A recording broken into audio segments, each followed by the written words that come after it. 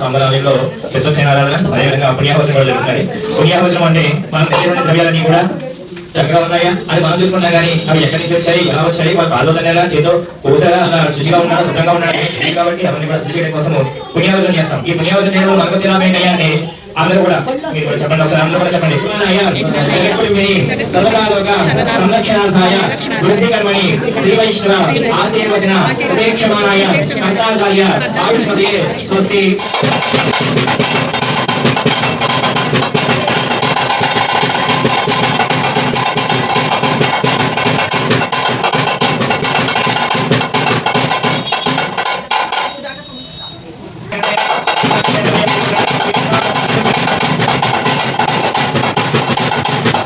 కూడా ఎదురుగా కూర్చున్నారట. అప్పుడు దాకా కూడా అమ్మవారు చూడలేదు. కానీ పుస్తకాలలో అయితే మనం ఎంగేజ్మెంట్ అవగానే ఉంది. కానీ ఇప్పటిదాకా కూడా స్వామి అమ్మవారు ఇద్దరు కూడా రాకుండా సత్యాన్ని పూజ పుణ్యావతిని చేసి ఇప్పుడు స్వామి అమ్మవారిని ఆవాహన చేసి ఆ స్వామి అమ్మవారిని పీఠం వేసి ఆ పీఠం మీద కూడా కూర్చోబెట్టాలి. ఇప్పుడు మరి కూర్చోబెట్టాక ఏం చేయాలంటే రక్ష కట్టాలి. రక్ష ఎవరు కట్టాలి అంటే మనము స్వామి వారికి రక్ష కట్టాలి కట్టవాళ్ళం అంటే కాదు. కడతాం ఎందుకు కట్టాలంటే మనం రక్ష ఎందుకు కట్టుకుంటామండి మనకి స్వామివారి కట్టినా ఉండాలి. మరి స్వామివారి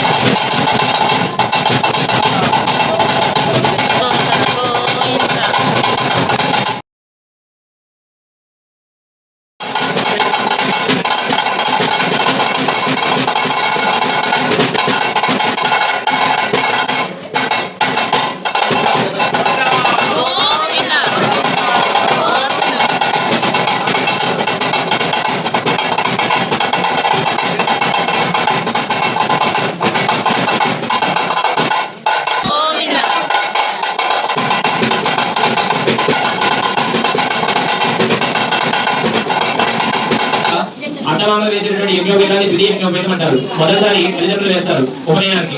అనగా కొంతమంది వారి యొక్క ఆచార సంప్రదాయాలను బట్టి వివాహానికి ముందు ఉపనయనం చేస్తారు, వివాహంలో రెండో యజ్ఞోపేతం వేస్తారు. ఆ విధి యజ్ఞోపేతాల మహోత్సవాన్ని కన్నడ తగ్గించినందుకు కూడా ఓం ధ్యాయామి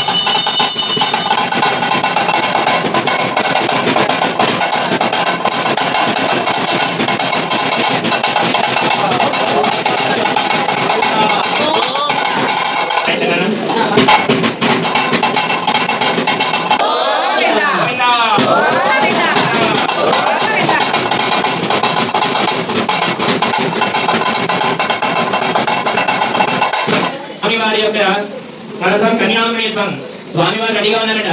మరి వివాహానికి అమ్మవారు వెతకాలి. అమ్మవారిని వెతకాలి అంటే 8 దిక్కులకి కూడా 8 మంది బ్రాహ్మణులని పంపించాలట.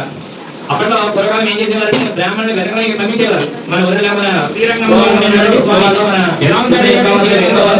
స్వామి ఎప్పటివాడో శ్రీరామచంద్రుడు అయోధ్య నుంచి తీసుకొచ్చి విభీషణుడు ఇస్తే విభీషణుడు లంకలో ప్రతిష్ఠ చేద్దామని చెప్పేసి ఆ రంగనాథ స్వామి వారిని తీసుకుని వెళ్తూ శ్రీరంగంలో సంధ్యావన సమయం కోసం కింద పెట్టేస్తే స్వామివారు అక్కడే ఉండిపోయారు. అంటే కొన్ని లక్షల సంవత్సరాల క్రితం ఉంది ఆ శ్రీరంగము. మనకి శ్రీరంగంలో జరిగినటువంటి విశేషమైన ఉత్సవాలు ఏంటి అంటే మనకి తిరుమల దేవస్థానం కూడా జరగదు. కానీ తిరుమలలోని నిత్య సేవలు అంటూ ఒకటే ఉంటాయి. అంటే ప్రతిరోజు సుల్మాన్ సేవ ఉంటుంది, ప్రతిరోజు సోమన్ సేవ ఉంటుంది, ప్రతిరోజు తిరుపావన సేవ ఉంటుంది. అంటే ఒకే సేవలు రిపీటెడ్ గా చేస్తారు తిరుమలలో వార్షిక కళ్యాణాన్ని. కానీ ఒక్క శ్రీరంగంలో మాత్రమే ఒక రోజు చేసిన సేవ మళ్ళీ ఇంకొక రోజు చేయాలంటే 340 రోజులు పడుతుంది. అంటే రోజుకు ఉత్సవం చేయగలిగేటువంటి ఆలయం. అంటే ఈ రోజు చేసిన సేవ మళ్ళీ వచ్చే సంవత్సరం ఆ రోజుకే చేస్తారు. అలా 345 రోజులకి 340 రకాల సేవలు కూడా ఉన్నాయి శ్రీరంగంలో. ఇప్పటికీ కూడా శ్రీరంగం ఛానల్ చూస్తే దాంట్లో తెలుస్తుంది. ప్రతిరోజు వస్తుంది, ప్రతిరోజు వస్తుంది. ప్రతి ఊరిలోనూ గుడి ఉంటుంది.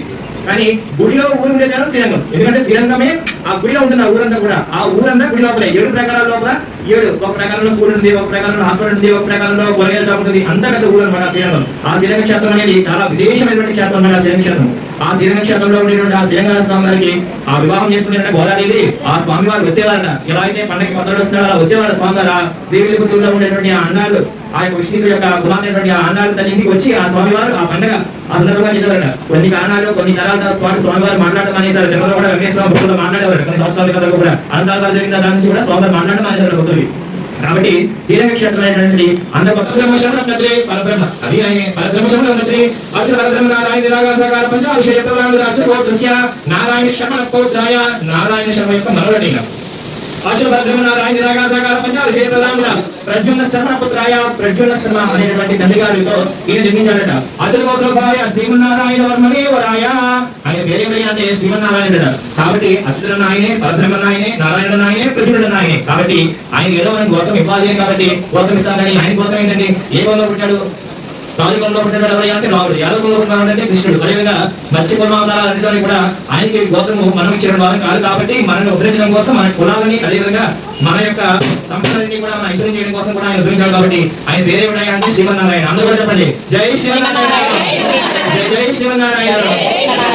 గోదాదేవి ఇబ్బంది ఆవిడ గోదాదేవి ఎక్కడంటే సాక్షాత్తు శ్రీవిల్లిపుత్తూరులో జన్మించాడు. గోదాదేవి శ్రీవిల్లిపుత్తూరులో ఆ యొక్క విష్ణుచిత్రుడు, ఆ విష్ణుచిత్రుడిని పెరియాలవారు అంటారు. ఆ పెరియాలవారి యొక్క ఉత్సవంలో ఉద్భవించింది కాబట్టి ఆమెకు గోదయ్య అని పేరు పెట్టారు. ఆ గోదయ్య ఇబ్బంది ఆవిడ అంటే ఆవిడ చెప్తారట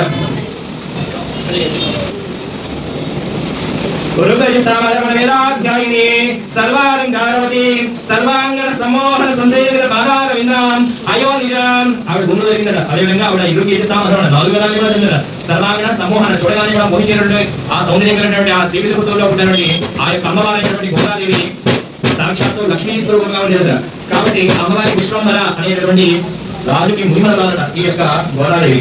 అదేవిధంగా సౌభాగ్య విశ్వంబర సకాల ప్రయాణ రత్నాకర శర్మణ శర్మ అనేటువంటి మనరాలయ్య ఈవిడ. అదేవిధంగా సౌభాగ్య విష్ణు నిరాకార సాకార త్రయాలు చేతుల సౌభాగ్య గోత్రస్య విష్ణు చిత్తవర్మ నక్షత్రే. ఆ విష్ణువు యొక్క కుమార్తె ఎవరయ్యా అంటే ఆ యొక్క గోదాదేవి. ఆ గోత్రం ఏంటంటే సౌభాగ్య గోత్రం. సౌభాగ్య విష్ణు నిరాకార సాకార త్రయాలు చేతుల సౌభాగ్య గోత్రస్య. అందరూ కూడా చెప్పండి ఆండాన్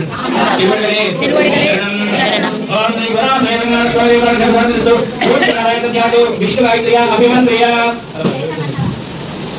ఇప్పటిదాకా అమ్మవారు అయ్యవారు వచ్చారట. ఇద్దరు వచ్చి మధ్యలో తెరచావు పెట్టారట. ఎందుకయ్యా అంటే ఇప్పటిదాకా అమ్మవారు చూడలేదు, అయ్యవారు చూడలేదు. అమ్మవారు అయ్యవారు కూడా మరి అలాంటి ఆ స్వామి వారికి అడ్డు పెట్టేటువంటి వాళ్ళు కాదు కాబట్టి తనకి ఏం చేశారయ్యా అంటే కూర్చోడు కదా మధ్యలోని.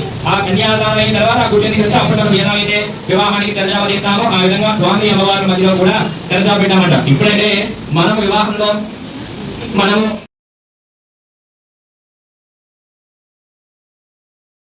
ఏ పాదాలు పట్టుకుంటే మనకి పూర్వజన్మ లేకుండా పరిజన్మంటూ లేకుండా ఉంటాయో ఆ పాదాలే బ్రహ్మ కలిగిన పదము. బ్రహ్మ కూడా కలిగిన ఆ పాదాన్ని ఆ యొక్క యజమానైనటువంటి వారి ఈ సంవత్సరము ఈ రోజు అది కూడా ఏకాదశి వచ్చింది. భోగి ఏకాదశి అనేది చాలా విశేషమైనటువంటి రోజు.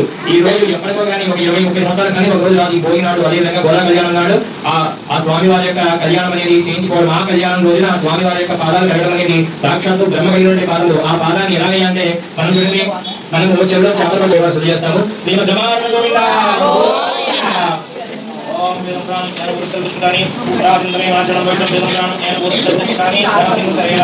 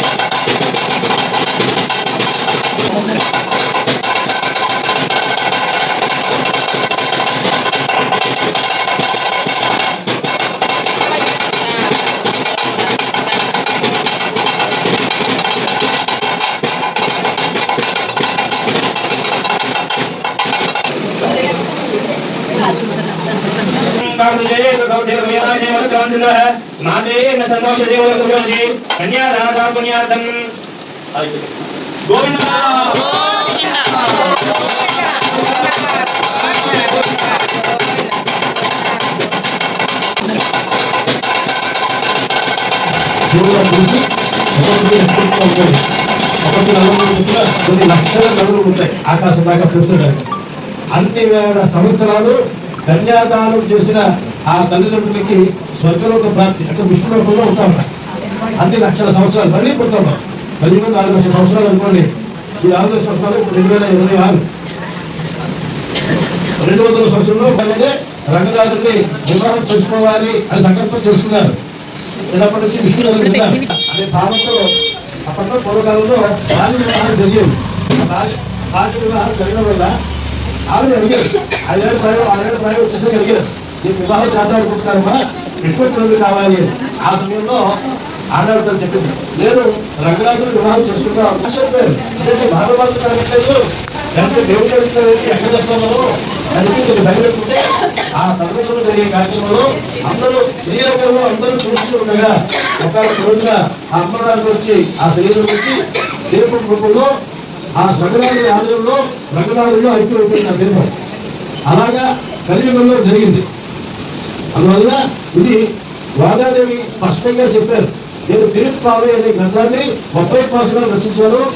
నాలాగా ఎవరైతే ఈ దీక్ష చేస్తున్నారో అంటే నేను తెల్లవారుజామున నుంచి నా తోటి స్నేహితురాల ఇంటికి వెళ్ళి అక్కడ వారికి కూడా లేపుతూ ఆ లేఖలని స్వామి కైకేలు కానీ స్వామి యొక్క సేవా క్రమంలో నేను గడుపుతాను, ధనుర్మాసం ఎన్నాళ్ళు ఈ విధంగా చేస్తాను అని ప్రతిపెట్టుకుని ఆమె ఆ విధంగా చేశారు. అంటే చూపించారు కలియుగంలో కూడా ముక్తి దొరుకుతుంది. వివాహం చేసేటువంటి మామూలుగా వివాహాలు మామూలుగా కన్యాదానం అంటే వివాహం జరిగేటువంటి దాంట్లో మరి వాళ్ళు ఏం చేస్తారంటే అప్పుడే మనం పానకాలు ఇస్తారు. అందరికీ కూడా అంటే ఎనర్జీ రావడం కోసం మరి స్వామివారి పానకాలు ఏంటాయి అంటే పాలు తేనె కలిపినటువంటి మధుపర్కం అనేది ఇస్తారు. ఆ మధుపర్కం అనేది ఆ స్వామివారికి సాధించిన తర్వాత యజమానికి ఇస్తారు. నాన్న 10 ఒకసారి వాయించిన నేను చెప్పినప్పుడు మాత్రమే వాయించు.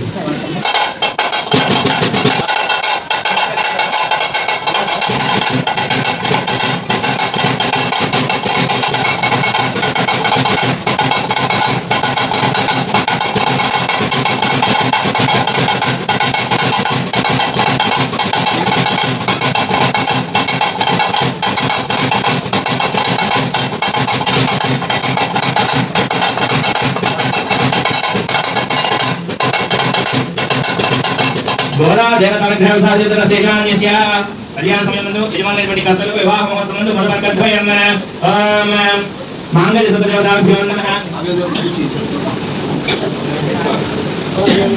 ఓం ఆవాహయామి ఆవాహన సమయామి నవరత్న కిలకిమానం సమర్పయామి పాదయోః మాంగళ్య సుతదేవతాభ్యో నమః అసై పంచామృత స్నాన సమయామి సుదోరక స్నాన సమయామి మాంగళ్య సుతదేవతాభ్యో నమః ఆవాహన నమస్కారం దర్శయామి ఓం శ్రీ మహాలక్ష్మీ దేవతాభ్యో నమః ఓం పదేవతాభ్యో నమః సుపదనాయ ఓం శ్రీయే నమః భాస్కరే నమః జ్ఞానాయ నమః రామాయ నమః యశస్వినే నమః సుందరాయ నమః ధనాయ నమః హరిణే నమః హేమాయ నమః ధనాయ నమః సిద్ధాయ నమః సేన స్వామి నమః శుభదాయ నమః భవేశదాయ నమః లక్ష్మీ నమః సుభదాయ నమః శివాయ నమః ధన్య ప్రకారాయ నమః సుందరాయ నమః ధ్యాయ నమః మంగళామణి